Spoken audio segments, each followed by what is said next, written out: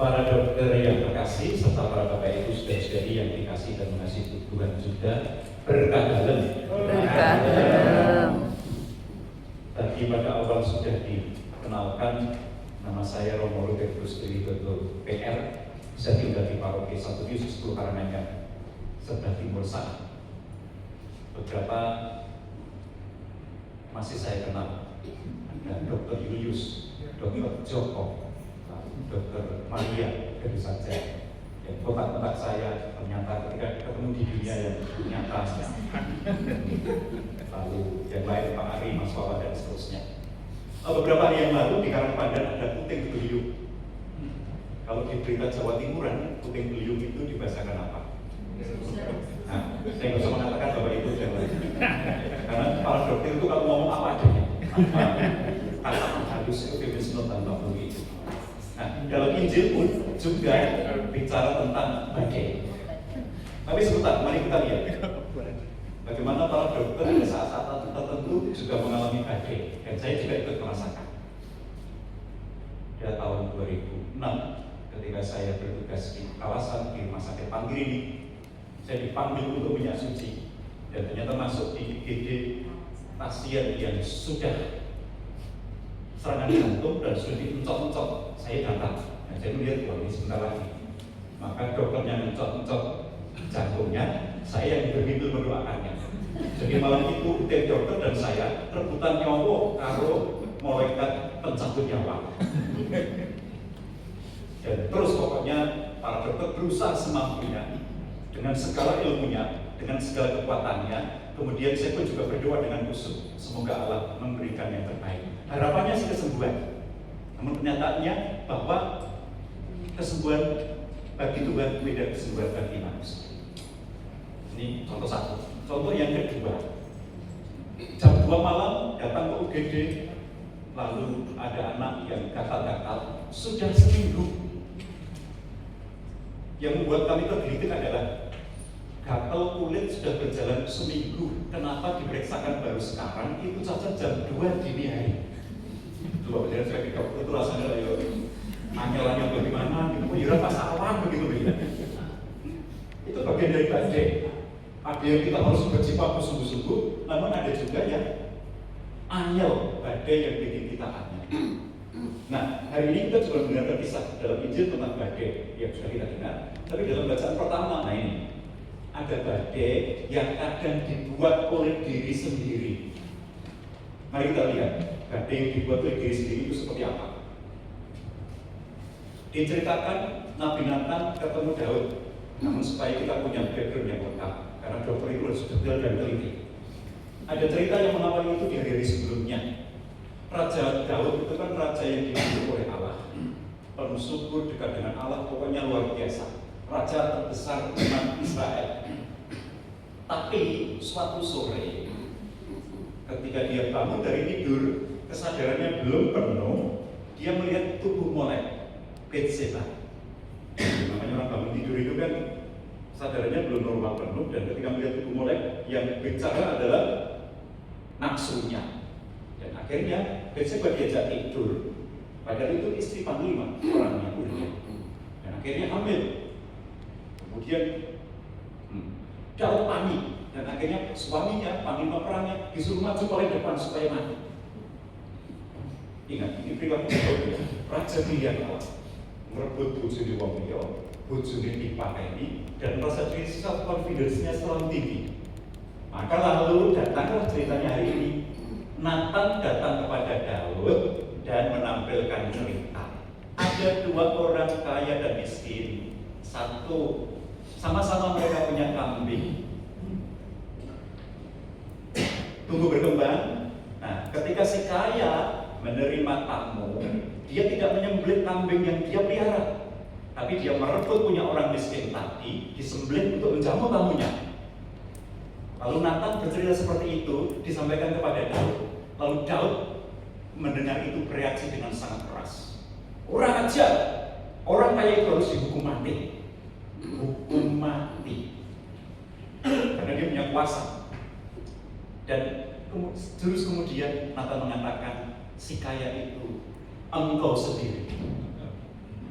jelas terasa, tertohok, dan akhirnya selalu diceritakan tadi. Selebihnya silahkan baca lagi bagaimana kemudian dampak dari perilaku Daud itu membuat kemudian sebutkan tadi berkali-kali istri-istrimu akan diajak tidur di tempat umum dan macam-macam. Dan nanti pedang tidak akan jauh darimu. Nah, Daud membuat badai untuk dirinya sendiri. Dia sebagai pilihan Allah merusak reputasinya dengan cara yang seperti itu.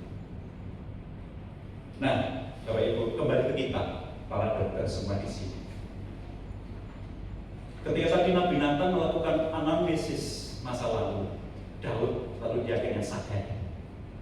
Bapak Ibu sudah biasa juga melakukan anamnesis. Kalau di Ekaristi ada anamnesis, itu artinya mengenang kembali, menghidupkan kisah keselamatan penyelamatan kita. Lalu, mari para dokter kita lalu berefleksi, belajar dari pengalaman Daud.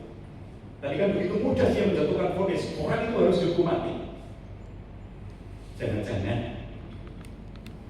kita itu sangat jago membaca hasil laboratorium orang lain, pasien khususnya. Tetapi sering terbunuh ketika melihat hasil lab hati sendiri.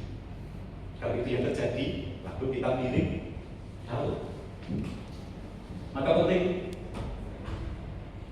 meskipun Daud tidak menyebut soal SOP, tidak menyalahkan sistem BPJS, dan tidak bilang saya sudah sesuai dengan guideline, ini yang kemudian yang pokok dan mengatakan aku berdosa. Maka refleksi untuk kita para dokter adalah kadang yang kita butuhkan bukan CT scan tambahan, tapi kejujuran nurani di dalam pelayanan. Sekarang kita lihat izin. Ketika di dalam perahu, badai datang. Para murid mengalami yang namanya hiperventilasi.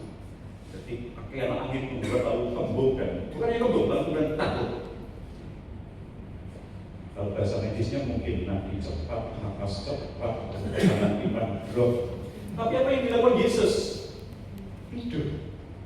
Dan para murid takut, panik, lalu bangunkan Yesus. Dan mengatakan, Guru, engkau tidak peduli. Pertanyaan yang sangat manusiawi. Mari kita jujur. Berapa kali kita juga berkata dalam hati, Tuhan, ini pasien sudah saya kerjakan maksimal, obatnya tepat, prosedurnya sesuai, kok hasilnya begini. Kalau ada Yesus ketika Bapak Ibu melakukan proses seperti itu, lalu Tuhan akan bertanya, mengapa kamu takut? Para murid tadi seharusnya tidak perlu takut. Karena apa? Karena Yesus bersama dengan mereka. Maka pesan untuk kita, ada saat-saat badai dalam hidup kita sebagai dokter. Dan saya percaya para bapak ibu dokter, para dokter semua sebelum bekerja pasti berdoa, selalu pasti. Takut supaya tidak malpraktik, tidak salah mendiagnosis, tidak salah memberi obat, karena risikonya sangat besar. Dan sekarang hukum pun siap menuntut kita jika kita salah mengambil diagnosa dan memberikan obat, dan karena bisa fatal. Tetapi itu sudah berdoa, ada ketakutan juga, ada kepanikan. Ini wajar. Maka lalu belajar dari firman yang kita dengarkan. Mari kita melihat bagaimana kita punya iman, namun juga kita punya ilmu. Bagaimana para dokter di tahun 98, mahasiswa kedokteran di Jogja itu, ketika yang lain turun ke jalan untuk melakukan protes demonstrasi, yang tidak demo hanya fakultas kedokteran. Karena apa? Bukan karena takut, karena saking banyaknya materi yang harus diselesaikan. Sudah ada tentuan ini, itu, dan semuanya paling lama.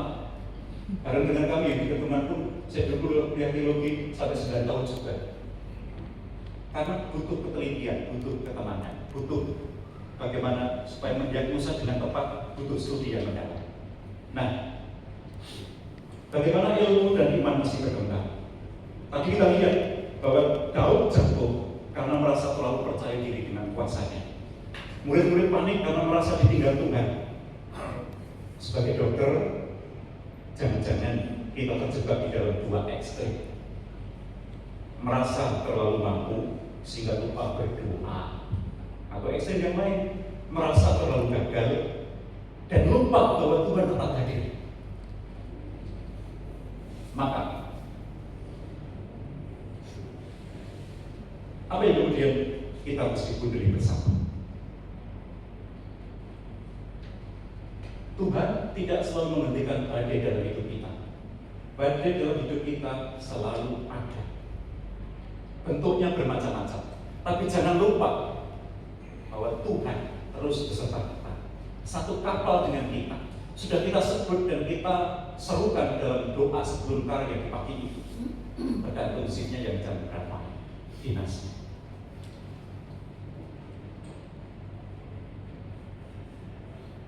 Badai para dokter sekarang, kalau saya amati bentuknya bisa bermacam-macam. Tadi saya beri contoh jam 2 itu kan yang menyangkut waktu saja. Namun bentuk-bentuk yang lain itu bisa berbentuk kelelahan kronis, bisa konflik nurani, bisa rasa kesal pada pasien, atau bahkan pertanyaan yang terus menggelisahkan, apakah saya masih dokter yang baik?